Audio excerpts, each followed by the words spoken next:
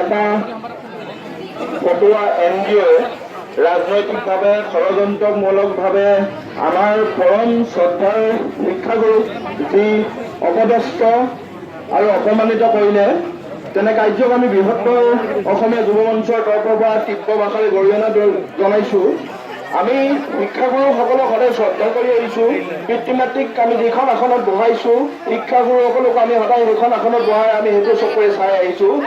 শিক্ষাগুৰুসকলৰ চেকনিৰ আগত বিদ্যা গ্ৰহণ কৰে বহুতো মানুহ গুণী জ্ঞানী সাহিত্যিক হৈছে, কোনোবা বৈজ্ঞানিক হৈছে, কোনোবা ৰাজনৈতিক নেতা হৈছে, আৰু আমিও আজি সমাজত এজন মানুহ হিচাপে থিয় দিব পাৰিছোঁ। গতিকে তেনে শিক্ষাগুৰুসকলক অপমান কৰাটো অতি লজ্জাজনক বিষয়।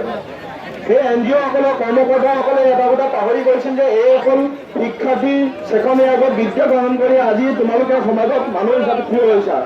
তেনে এজন শিক্ষাগুৰুক অপমান কৰাটো অতি লাজৰ বিষয়।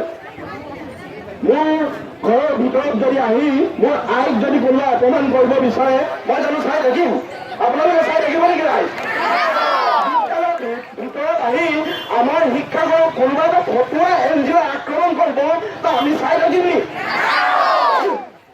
গতিকে আজি এই সভাত মই এটা কথা ক'ব বিচাৰো যে জিলা প্ৰশাসনৰ দায়িত্ব আছিল 24 ঘণ্টাৰ ভিতৰত দোষী কৰায়ত্ব কৰা, কিন্তু এতিয়ালৈকে দোষী কৰায়ত্ব কৰাৰ ক্ষেত্ৰত জিলা প্ৰশাসনে কোনো ধৰণৰ ব্যৱস্থা গ্ৰহণ কৰা নাই।